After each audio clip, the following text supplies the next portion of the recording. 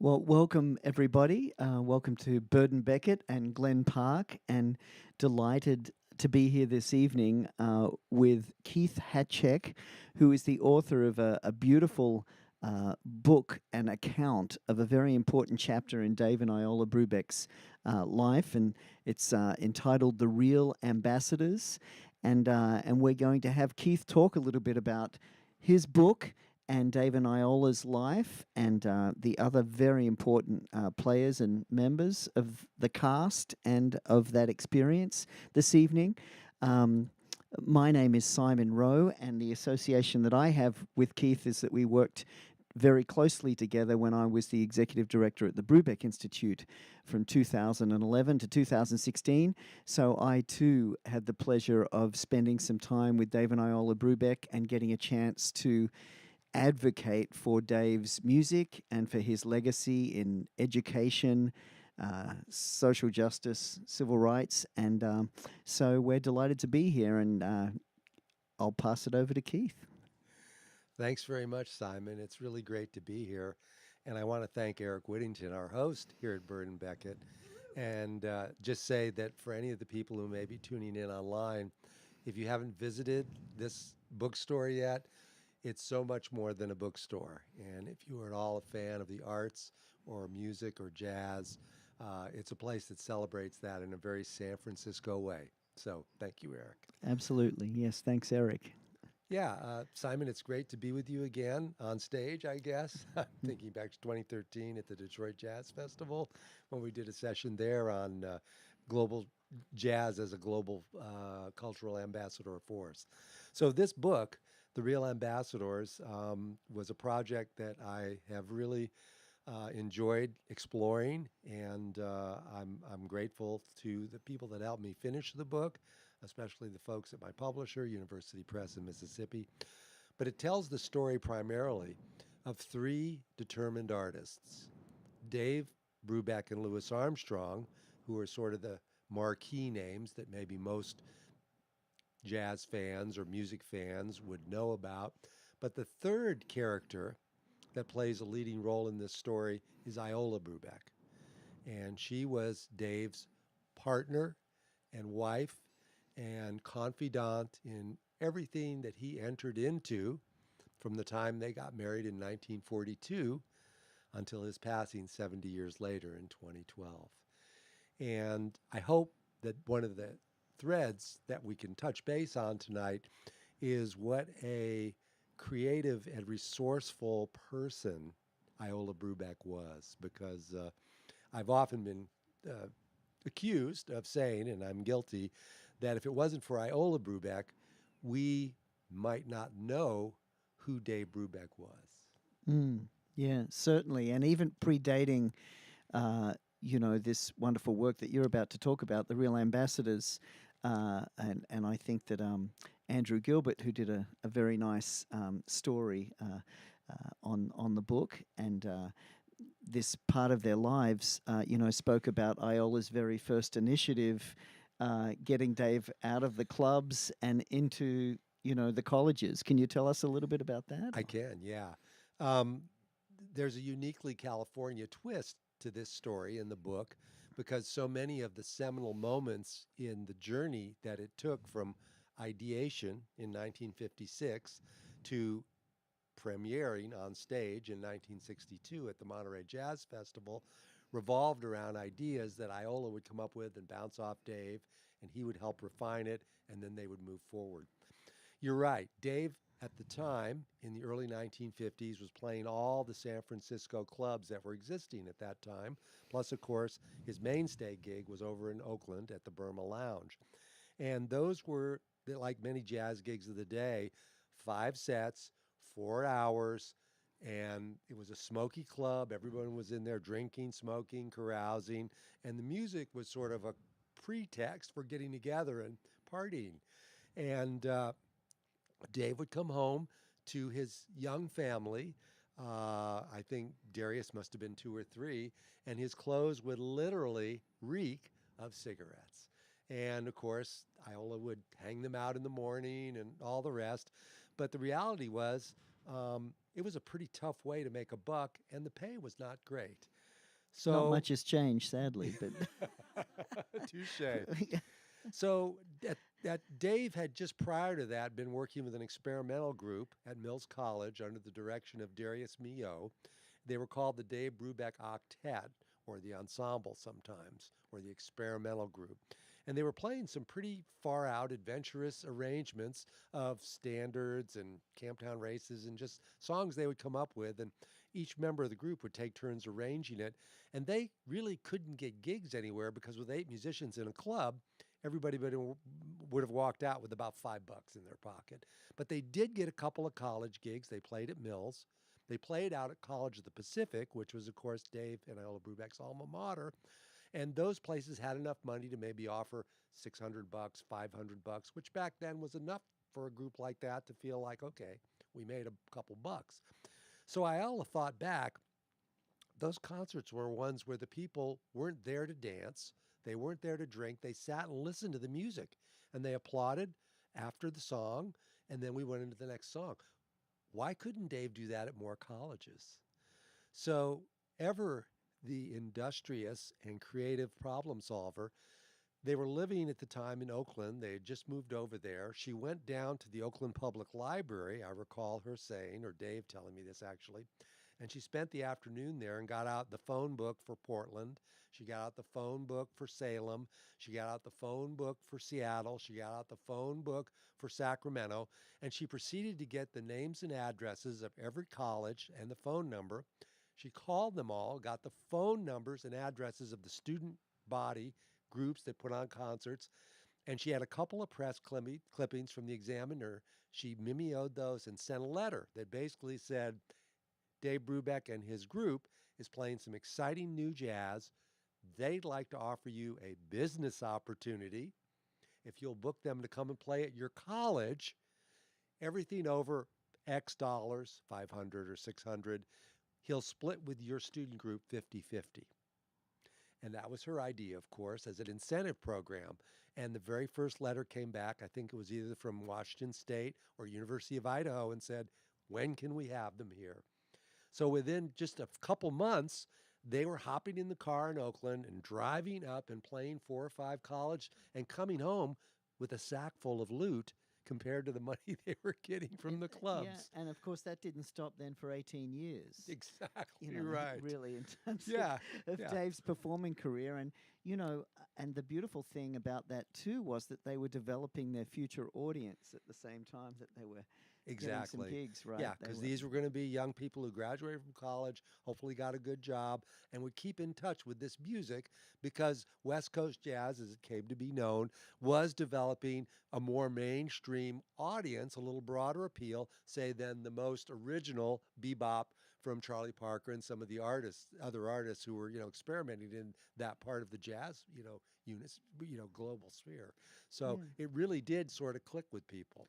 Yeah, and so Iola obviously became, that business sort of tip of the spear, if you like, for Dave's, enterprises. And one could argue that as his influence stretched, he became a national act by virtue of the fact that he was crossing out of California, not only into surrounding states, but gradually pushing, out. And so I wanted to ask you, though, at what point do you think Dave's sense of social justice or advocacy, which is so much of what this book is about, at what point do you think that really started to take root? I know it was something Dave and Iola both believed in very strongly, but how do you see that sort of transition? I mean, clearly Dave was an incredibly popular artist, but this other aspect that not as many people perhaps are familiar with. Can you tell us about that? Yes, I can. At their core, one of the things that bound them together was their deep concern for their fellow human.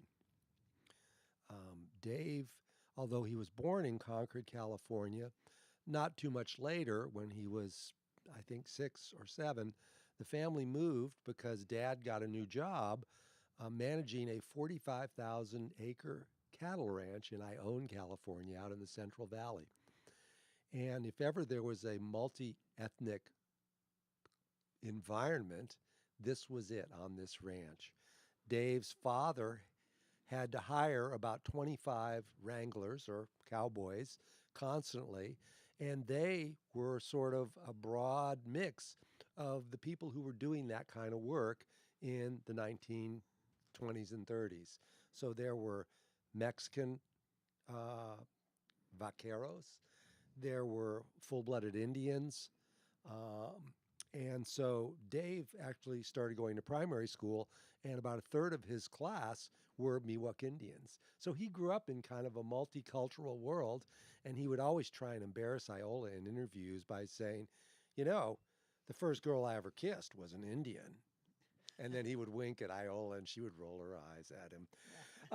So he grew up with his dad basically instilling the values that we treat every one of these individuals equally here on the ranch. And Dave, at the age of 12, started working summers as a cowboy, earning $1 a day, which was pretty good money for him back then. And so he was listening to them and learning their jargon. So he was around this a lot. During this same time, Pete Brubeck, who was Dave's dad, had to make a trip over to the Sacramento River to pick up some things, some supplies for the ranch.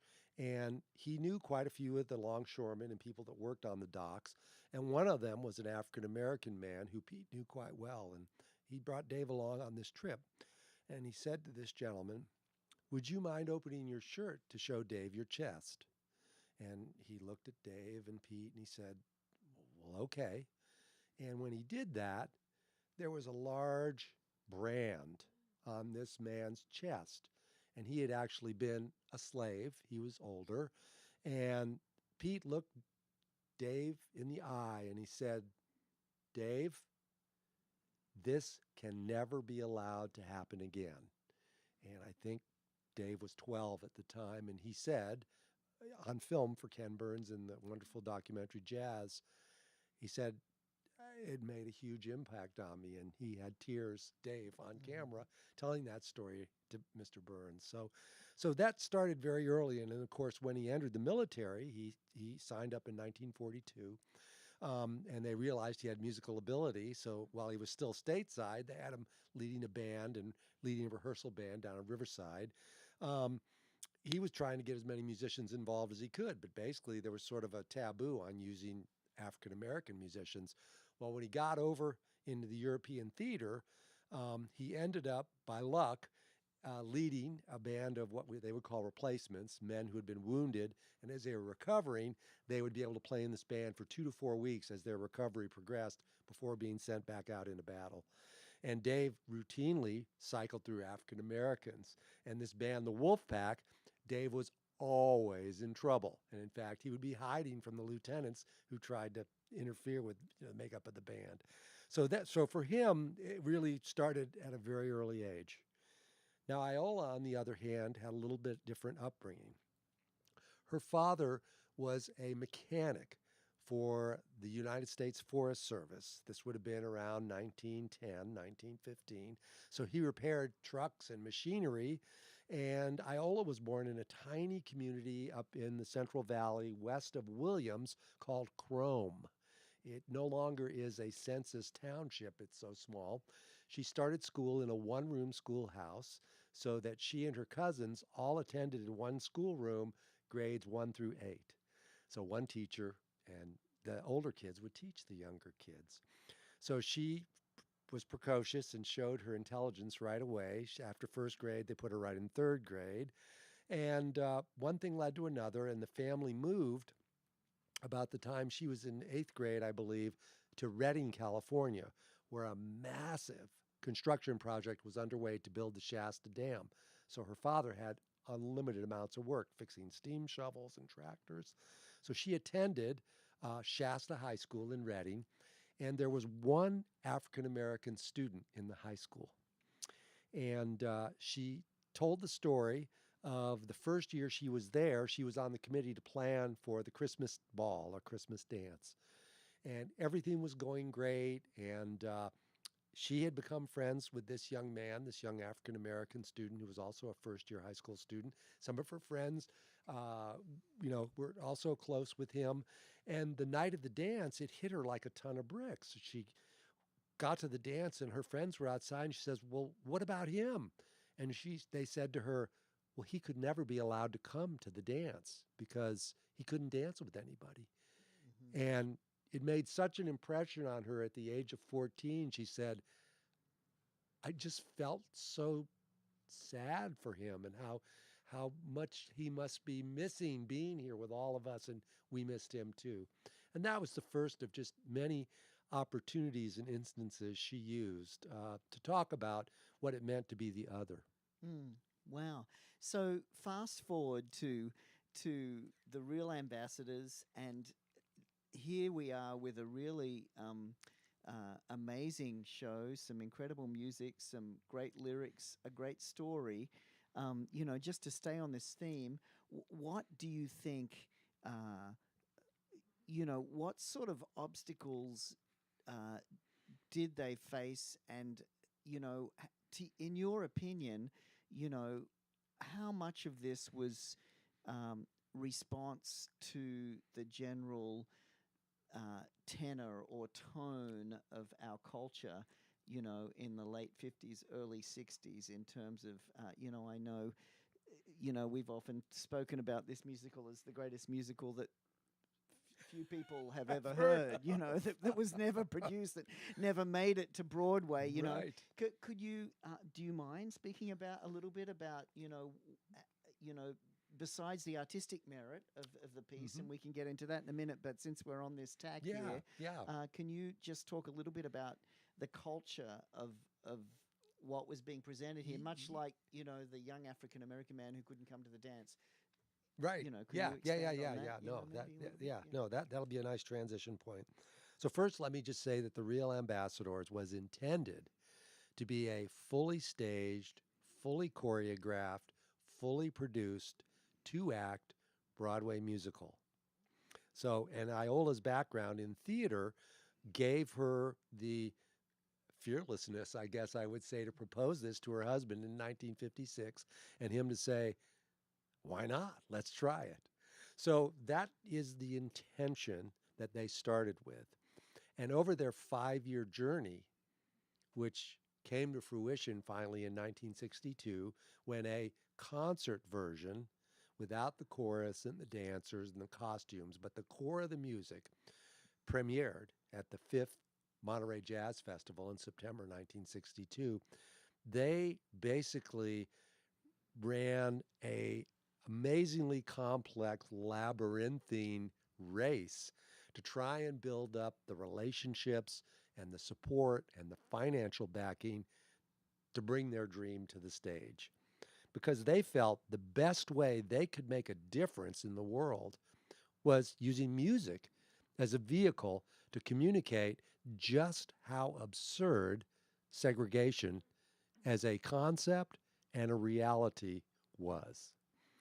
And so both Dave Brubeck, who at the time had led a mixed race trio with Wyatt Bull Ruther on bass, and then in 1958, the great Eugene Wright joined the Dave Brubeck Quartet, and for the next 10 and a half years held down the bass seat. They were constantly running into gig after gig. "Oh, you can't stay in this hotel. Oh, you can't order food at this restaurant, but you can have the food in the back in a bag." And Louis Armstrong, who very quickly Iola and Dave thought he would be a good central character for this jazz musical, um, also leading an integrated band, often at this time with Jack Teagarden on trombone, um, and faced the same situation. So they were living the limitations that Jim Crow and the various states and societal limitations put on musicians and artists of that time. Mm. And the other sort of like creative building block behind this musical is that in 1955, the US government came up with the idea of using what we now term soft power to counteract what the Soviet Union was doing, both geopolitically and culturally, in all around the world. Um, Today, maybe it's not so popular, but there was this term at the time called non-aligned countries. So, for instance, countries like India or countries like Iran, they weren't really in the Soviet camp, but they weren't really in the American camp. They take money from both. So those were places where Eisenhower and his brain trust thought, let's expose them to American culture. And what's more uniquely American than jazz? It's an original art form that was birthed in America, and we're the progenitors of it and the most noted practitioners. So very quickly in 1956, Dizzy Gillespie kicked off what became a 28-year program of jazz ambassadors touring the world, all the continents, over 200 countries. And Dave Brubeck got invited very early on in 1957 to go on a tour in the winter of 1958. And that tour changed Dave Brubeck as a man and as a musician. Because what he discovered was that when they got to these foreign territories where they played their music, and some of the countries had heard their music because of the Voice of America broadcasting America Jazz every night, they were literally treated like royalty.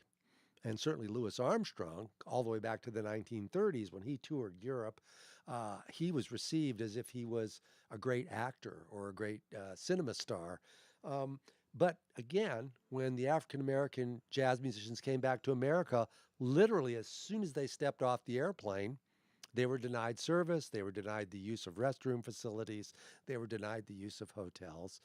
One of the most famous stories, of course, is Louis Armstrong being told, yes, you're playing at the Waldorf Astoria Hotel, Mr. Armstrong, but you cannot enter through the front door. You will have to enter through the back, through the loading dock. So amazing. this irony that here was Eisenhower in America, Uncle Sam saying, hey, guys, we need you to go over there and show how great America is. And by the way, don't hesitate to say that jazz is a product of a free society, right? And it's improvisational and it's creative and it's created in community, right?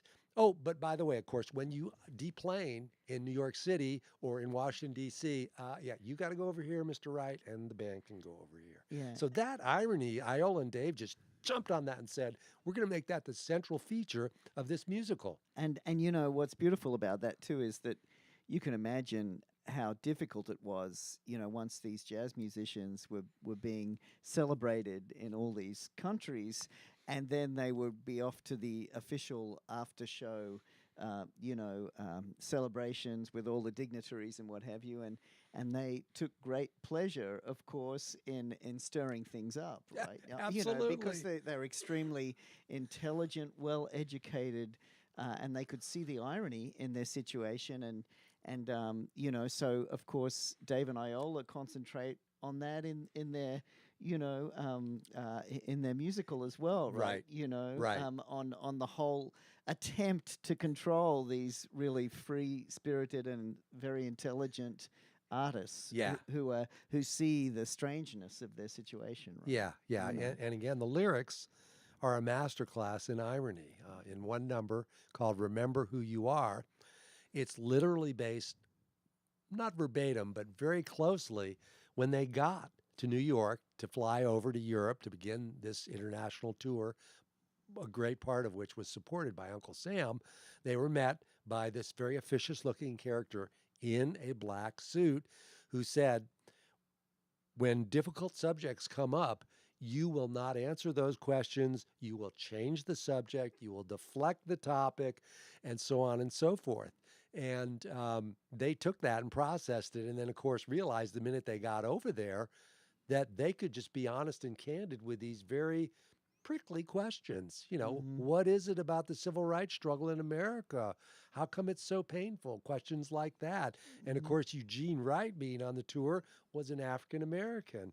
And I mean, it's hard to conceptualize this today, Simon, but they were standing on a train platform in March of 1958, and the head of the local jazz society came up and asked through the translator to Iola, would it be all right if we could touch Mr. Wright's skin for good luck? And it sounds terribly inappropriate today, but Iola asked about that and said, well, why? And they said, well, we've never seen a black person before in Poland, ever. Yeah. And so, I mean, there was this sense of pioneering and going places where they had never been.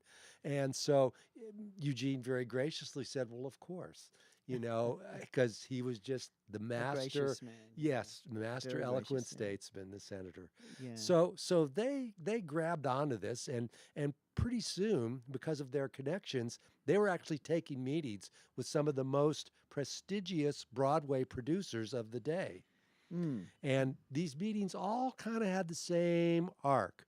At the beginning, these producers like Joshua Logan and Leland Hayward and Paul Gregory were like, this is exciting. Tell me more about it. And as the story unfolded, although the music got their attention, and certainly the core concept of calling out segregation as being absurd, Dave and Iola were very attached to a complex staging with a 30-member chorus, a 12-member dance troupe, complex sets and props and backgrounds of the Eiffel Tower and Mount Fuji, etc. And I think almost every impresario they met with ended the meeting by saying, there's a lot of really good ideas in there. Let me get back to you.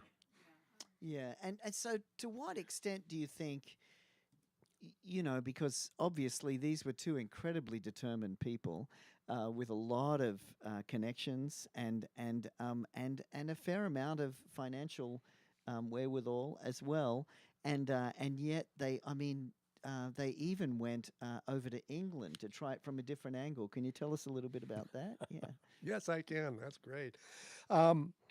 Every year, Dave would play England, and he had a huge and very loyal following there.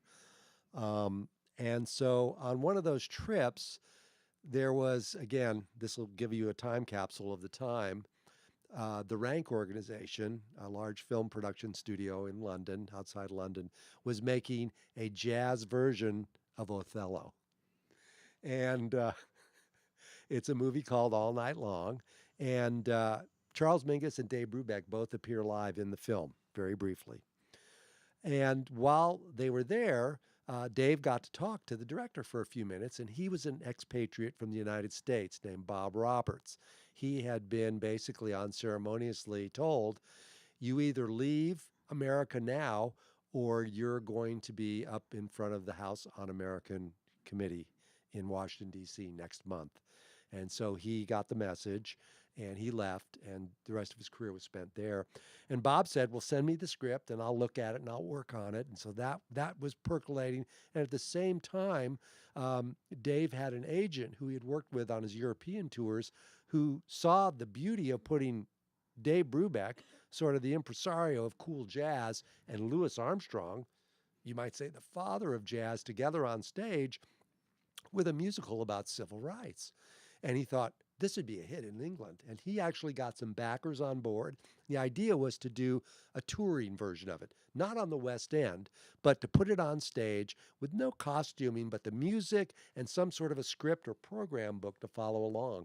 And it got so far as they were booking a potential tour in September of 1960, late in 1959, and then the final sticking point became Armstrong's fees. Mm. And Armstrong's manager, Joe Glazer, negotiated with this agent in England who he had a pretty good working relationship with. And when push finally came to shove, the guarantee amount was going to be greater than the backers were willing to guarantee. Mm-hmm. And so it went down in flames, but the amount of correspondence that the Brubecks had that they kept about this potential London debut showed just how close they thought they'd gotten. So that broke their hearts in 1960. Yeah, wow. And we should, while we're here on the Joe Glazer, Louis Armstrong chapter, we should talk about that. To what extent do you think that their determination to have Louis Armstrong involved and Joe Glazer's absolute Reticence? reticence or his claim to absolute stewardship of Louis Armstrong's career, you know, do you think that was the proverbial straw? I mean, if you had to, I mean, I know there are a lot of factors, but you know, There are a few, yes. Well, Iola probably summed it up best. I spent a day in 2009 with her and Dave at their home in Connecticut, and we did a 2 or 3 hour interview, and then took a lunch break, and then I recorded Iola doing the narration from the musical, and then we did about a 45-minute wrap up. And they had not visited this themselves in almost 40 years. And Iola kept saying, "You know more about this than we do." But I posed the question to them. I said, "Look, at some point, you had the book, you had the music, you had a beautifully made recording that Columbia Records released in 1962. Did you ever think about another actor, James Earl Jones, someone playing the role of Pops?" And Iola took a deep breath. She looked down at the table. She looked up at me and she said, "Keith, we never considered it. It had to be Louis. It had to be Louis." So Joe Glazer ended up being the pivotal person in the potential business arrangements to bring this musical to the stage anywhere, whether it was on Broadway or even on Monterey, where it finally did premiere in 1962. He did control every aspect of Armstrong's career, and with good reason. At the time that Joe Glazer reconnected with Louis Armstrong, Armstrong's career was in the tank. He had damaged his lip to the point where he could barely play the trumpet. He had hidden in Europe for almost an entire year because two warring mobs, Dutch Schultz and Al Capone, each believed they owned his contract, and they were sending gunmen to his dressing room to enforce what they believed their contract required Armstrong to do. At that low point, he snuck back into America. He heard Joe Glazer was still involved in entertainment, and Glazer had treated Louis very kindly in 1926 when Louis was playing in Chicago at the Sunset Cafe, which was a club that Glazer managed for his boss, Al Capone. And he reached out, he sent a telegram to Glazer in Chicago and said, "I need help. I trust you. Can we speak on the telephone?" Something to that effect, not the exact words. And Glazer responded right away, came to New York and met with Armstrong, and they made a handshake agreement that very day. And the agreement was quite simple. Armstrong proposed to Joe Glazer, "If you'll take care of all of my business, every aspect of it, from now on, I will play, I will earn you money, I will make you a rich man, and all I expect is my salary and safety. And P.S., a small bag of marijuana every day."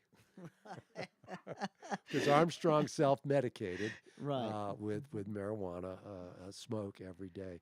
And they struck that deal that day until the day Glazer died. It never changed.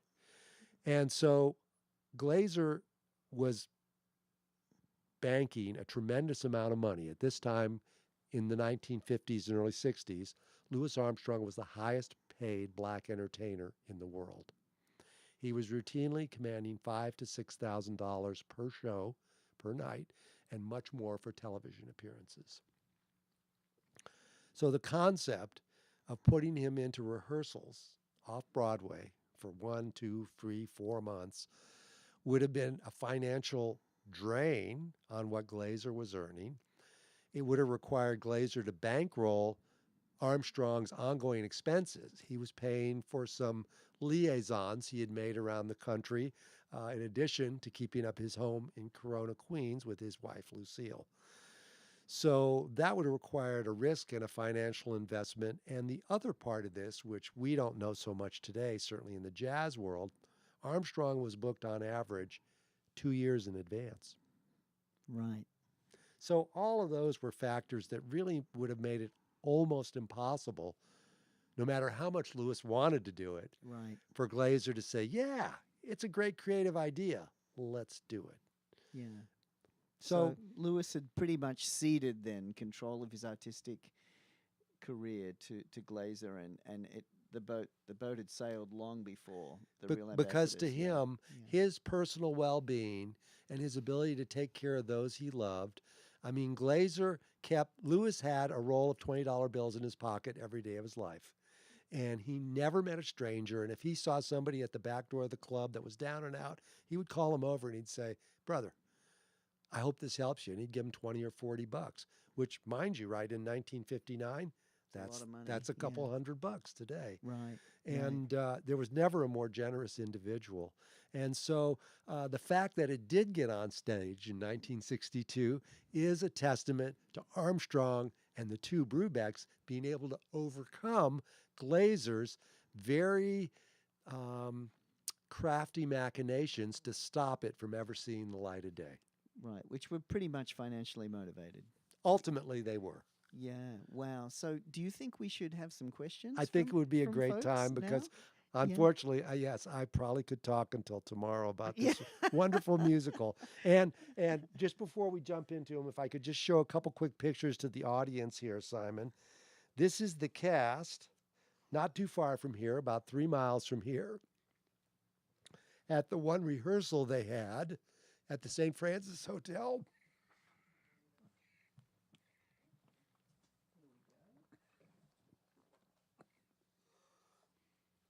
And Simon, maybe you can show these pictures. Sure.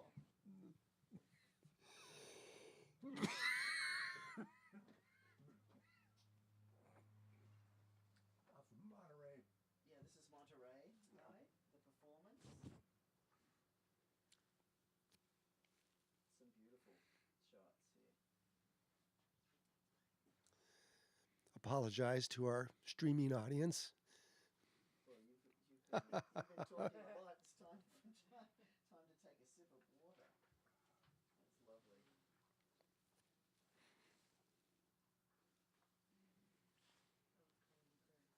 Incredible. Sure, I'll just put this little red, orange folder. Now, who all is in this last picture? Okay, that's a great question. We've got our first question, but you really were the first question. So, the wonderful jazz pianist and composer Larry Dunlop is in the house tonight, and he's asking a question about a picture that was taken immediately after the performance backstage when the cast was swarmed by other artists. And in that picture is Benny Carter, who was the interim musical director of the festival that year, Iola Brubeck, who played the role of the narrator, and Trummy Young, who played the role of Saul, the band manager, and sang some of the duets with Armstrong. So we're going to open it up to questions. Yeah, open it up to questions. I think you were first one. Well, I had two. One was who wrote the book for the play? That's a great question. And Eric, do we repeat the questions? I will just anyway. It's getting into the stream a little bit. Okay. I have a mic on the audience. Great. So as far as the book or storyline, it was Iola primarily. And again, she had the chops. She started in community theater in 7th grade. And when she got to College of the Pacific, she majored in dramatic and radio arts. So she produced a Friday radio show called the Friday Frolics that was a 1-hour live production.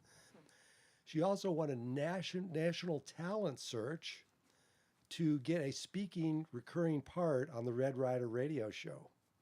And she had to go down to Los Angeles for 3 months and play a role called Kate on the show before she got bumped off after 3 months. So she was the one who really came up with the book idea. And the other question was what percentage Joe Glazer got? Well, the question about how much money Glazer earned over the years from Armstrong is a good one. One of Armstrong's biographers feels that probably in the neighborhood of 60% of every dollar that came in stayed with Glazer. it was not uncommon at that time for artist managers to take much more than the 15 to 20% that is standard today. The movie Elvis that's out right now about Tom Parker, he took upwards of 75% on most of Elvis's deals. So he would tell Elvis, you know, you're going to get $1 million to be in this movie, but he would take 10 million to get Elvis the part. So he was making pretty big bucks off of Armstrong. Wow. Wow. Amazing. Yeah. Yeah, Amazing. great questions. Yeah. I Go. was wondering, first of all, a very quick question. How old were the ambassadors? How old were they when they were traveling around the world? And secondly, to expand on that, how would or could your book motivate young people today in civil rights movements? Thank you for that very thoughtful question. So part one is an easy answer. How old were Dave and Iola Brubeck when they went on the first State Department tour? Dave was 38 and Iola was 35. And they brought their two oldest sons, Darius and Michael, who were 11 and 9, on that tour with them. And it was an amazing experience for those two young persons. As far as the book's relevance today and how maybe young people or even young musicians might look at it and sort of say, is this a blueprint or a model? Well, the first I would say would be looking at what you're doing with your art and saying, should we, can we, do we feel moved to comment on what's going on in the world today? And I can only think of Christian McBride as being a contemporary example of someone who uses his voice to speak up powerfully. His album, The Movement Revisited, is a textbook version of an artist grappling with the big ideas and trying to make a public statement through his music, using the words of Rosa Parks and Dr. Martin Luther King Jr. and Malcolm X and others, to convincingly make the case that things can change, but we all have to be involved. And I guess the second part would be to support art and artists who do use their voice to stand up and speak for change. I'm thinking about a band like The Roots. They've done a lot of really good stuff. Going back into the vaults of the 60s and 70s rhythm and blues artists and reinterpreting that music that has a social message, Marvin Gaye's music and many others. So I think, you know, everyone has to get the call, if there is going to be one, at the right time for them. But I think that artists in particular have a real agency and the opportunity to use that agency to speak to what's going on in their world, I think has never been more important. Again, though, I think that, you only really gain power with celebrity in many instances. So the reason that Dave Brubeck was allowed to be outspoken, the reason that Louis Armstrong could speak his mind. Right. Could were- challenge Dwight Eisenhower publicly. Exactly, were that they had that place on the stage, on the world stage, to speak. So, that, of course, is the same. I mean, people like Wynton Marsalis, for instance, has used his position in a very determined manner to bring attention to some inequities. Yeah. And so it's interesting who chooses to use their celebrity to for a greater cause, and who doesn't. But I think, certainly that would be one question. If you don't mind me jumping in here, I wanted to ask you if you thought there were a place. I know that there have been several reimaginings of the Real Ambassadors over the last decade, and one at Jazz at Lincoln Center, that was actually, brought about by Wynton Marsalis and Jazz at Lincoln Center. But do you think, much like a musical like Hamilton, might bring some social consciousness and awareness of things? Do you think that the Real Ambassadors is still has a current application that could be applied in this, particular cultural climate? So that's a question that's come up a number of times. And first, just so listeners and our audience know, the musical has been revived or performed 3 times in our century: 2013 at the Detroit Jazz Festival, 2014 4 performances at Jazz at Lincoln Center, and in 2016 in sort of a cabaret format by Opera Memphis. And each one was different, but each one was successful. And each one connected with the audience in a really deep way. So to me, I do think that there are elements primarily of the lyrics, and I think at this point we're saying that it is a concert version of the work that would be the extant work. Certainly not a fully produced Broadway musical. But I do think it could be a work that could be reimagined by a young or youngish artist or producer who could take what the sort of beating heart of it creatively is these ironies of artists developing agency, but then being in some way constricted by society or societal norms, whatever those are, and then taking some of the elements, but sort of remixing or reshaping it. And I asked Iola and Dave about that, if they would be troubled by something like that, and they both sort of laughed at me and said, we would welcome any type of Recreation. Yes, a reimagining. recreation. They would Yeah. love it. Yeah, wow. Any other questions? So I'm really intrigued by the fact that it was, if I heard you correctly, it was produced in Monterey. Is that right? And so I'm interested in how maybe that was possible because of the milieu in the Bay Area. And I'm wondering what kind of connections you found, and you could talk about that. I just want to say, Eric, you have a pretty amazing audience here. Great engagement. So yes, as I said, there's a Northern California connection to almost every aspect of this story. And its premiere at Monterey would have never happened were it not for the 2 co-founders of the Monterey Jazz Festival. That would be Jimmy Lyons, who started his career in entertainment here in San Francisco on KNBC radio in the 1940s. Lyons Busy was his show that went out in the evenings. He identified Dave Brubeck because of a recording of Indiana, and he championed Dave and basically got him his career to be viable. And so Jimmy always had a special relationship with Dave.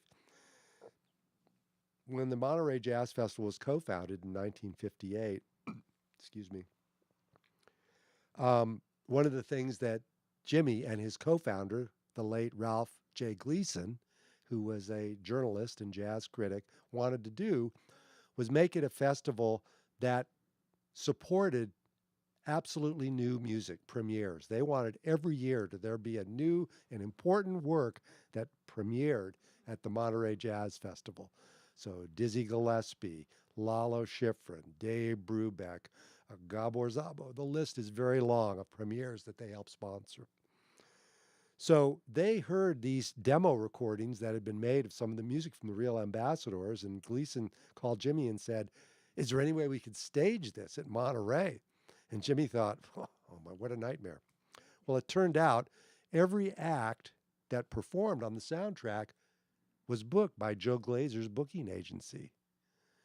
So they booked each artist individually to have a starring set at the Monterey Jazz Festival and added a sentence to their booking agreement, plus 1 hour on Sunday night between 9 p.m. and midnight.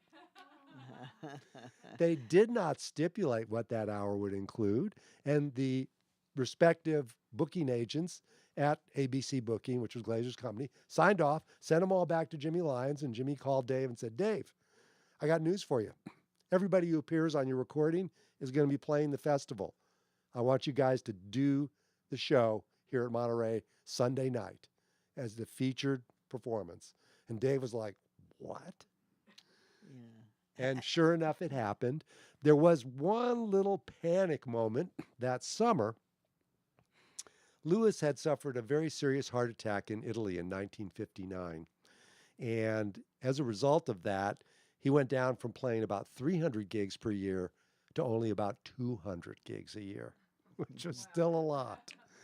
And so his wife, Lucille, got the impression when Louis said, "Honey, I think I'm going to do that musical with Dave Brubeck at Monterey." And she thought, musical, Broadway. She herself had appeared on Broadway as a dancer. She thought Louis would literally have to memorize not only all the music, but all the lines and bits that a musical would have. She immediately said, "Oh my God, his health, he can't take it. There's no way." She got on the phone and called Iola Brubeck and said, "Iola, Mrs. Brubeck, you have to tell your husband that there's no way Louis can do this. His heart is not up to it. I need you to cancel this thing right away. He may not make it." And Iola was like, "What? Well, let me talk to Dave. I don't know what's going on, Lucille." And then Glazer very quickly sent a telegram. "You don't want to do it. Don't do it. It's going to be a bomb. You don't have time to practice." He tried 3 or 4 arguments to cancel it. So at this point, it was looking pretty bad. They were both booked, Louis Armstrong's band and Dave Brubeck's band, to appear at the very first Ohio Valley Jazz Festival that summer in July of 1962. And so after Louis's set, Dave went backstage and they started talking. And Louis said something to the effect of, "I'm sorry, we're not going to be able to do the musical." And Dave said, "Well, it's not going to be any different than the recording session. Your music will be on a music stand right in front of you, just like you had it in the recording studio. And all you'll have to do is follow along, sing and play your parts right off the music." And he goes, "I don't have to memorize anything? I don't have to get into costumes and act?" And Dave said, "No, we're not doing any of that." He said, "I'll do it." And so they left that meeting that night in Cincinnati, Ohio, knowing it would happen. And Gleason actually wrote an article in the San Francisco Chronicle titled, "Why Promoters Get Gray Hairs," telling the whole story. Yeah. So Monterey will always be that legendary spot there where it premiered. And the unfortunate aside of that, though, was that they weren't able to record that performance or videotape that Right. performance, right? Right. Which, of Right. course, now in retrospect is such a great shame, loss. a great Yeah. loss, Yeah. But then I guess the positive spin on that is that it's a miracle that they got it recorded in the studio anyway. right? Absolutely. Yeah. And as Andy pointed out in the interview that ran over the weekend, it was because of the success of Take 5 and the Time Out album that Columbia Records said to Dave he had been pestering him since 1958 to record some of the music from the musical to use to get a producer. And finally, after the success of that record, Dave called up again and Teo Macero said, "I talked to Walter Dean. You can record the album." Because it basically costs 7 times what a normal Dave Brubeck album would cost to make. Of course, it's very meaningful to me personally, but how did it happen that all that music was published? I mean, that's Yes, right. it's kind of unusual that a musical that is so obscure, the music would be published. And it's a great question from Larry again. Larry Dunlap is here with us. So many of the songs had already been copywritten as instrumentals that Dave had. For instance, The Duke had already been recorded by Dave and Miles. And so now when they added lyrics to it, it became You Swing Baby.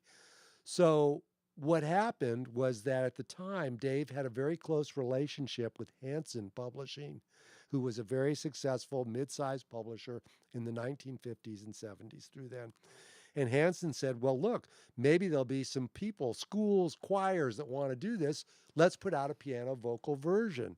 And so Howard Brubeck, who was one of Dave's 2 older brothers, set to transcribing everything and making all the lead sheets and charts. And he put that folio version together for Hanson. And it finally came out in 1963. And I think there's a wrinkle, too, to Larry being here, because outside of Dave Brubeck, until 2013, Larry was the only other pianist to ever play the Real Ambassadors for an audience. tell us a little bit Yeah. about that if we can. Yeah. Well, I was in high school, and my friend Paul Malott, who was a bass player and a saxophone player, and we'd been playing music together. He was a couple of years older than me, and we heard the recording of the Real Ambassadors. We got a hold of the folio of the music, and we just loved it. We were playing through the music, and Paul's sister happened to be the choir director at a small high school in Lebanon, Oregon. And we talked to her, and she said, "Oh, yeah, it'd be great to put this on," you know. So we got in touch with the Brubecks, and they sent us some of the original scores and the original the scripts, and we put it together, and it was a marvelous thing to do. And that would have been when I was still in high school, so it would have been, I think, 65 or 64 that we did that. Yeah. Wow. Wow. How amazing. And just as a quick postscript to that, Larry, Iola Brubeck kept the program you or Colette mailed her in a file folder. It is still part of the Brubeck collection, in addition to the program you sent me. So they were appreciative that you guys did it. Wow, how amazing. How amazing. And I think, sadly, we're probably out of time now, but want to thank everyone for coming, and that's an appropriate place for us to have finished close to home here with Larry's story, which is lovely. But how about some thanks for Keith Hatchek for his beautiful effort. I can tell you truly that this is a labor of love, having known Dave and Iola Brubeck just briefly, as I did. This is such a beautiful, heartfelt